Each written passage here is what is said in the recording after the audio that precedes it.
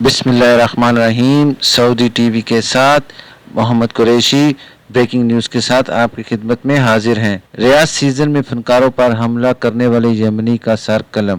ریاض season میں غیر ملکی فنکاروں پر حملہ کر کے سیکیورٹی اہلکار سمیت 2 مرد اور 1 خاتون کو زخمی کرنے والا یمنی کا سر قلم کر دیا گیا۔ سعودی پریس ایجنسی واس کے مطابق یمنی شہری پر فساد الارض کے علاوہ پرامن شہری کو ہراساں کرنے اور یمن کے دہشت گرد تنظیم القاعدہ سے وابستگی کا الزام ثابت ہو چکا تھا۔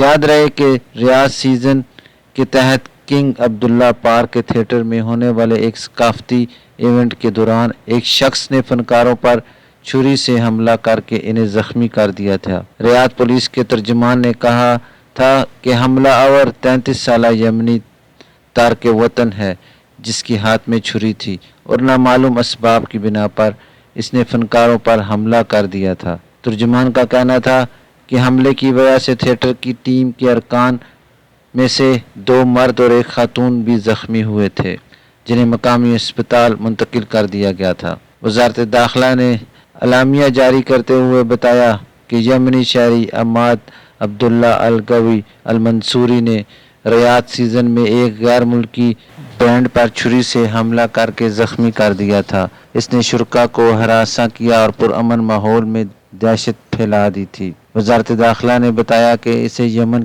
کی دہشت گرد تنظیم القاعدہ نے ایسا کرنے پر اکسایا تھا جس سے اس نے وابستگی کا اقرار بھی کیا۔ وزارت نے بتایا کہ تفتیش کے دوران اس نے اپنے جرم کا اقرار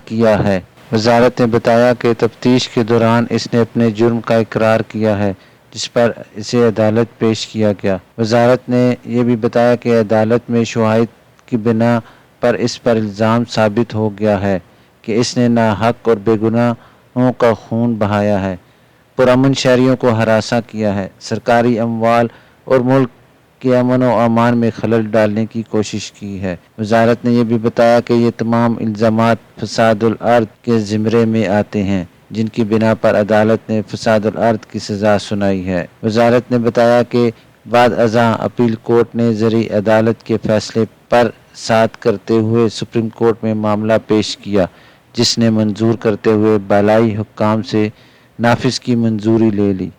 وزارت نے کہا کہ عدالت کا فیصلہ نافذ کرنے کے لیے آج جمعرات کو ریاض شہر میں مجرم کا سر قلم کر دیا گیا ہے۔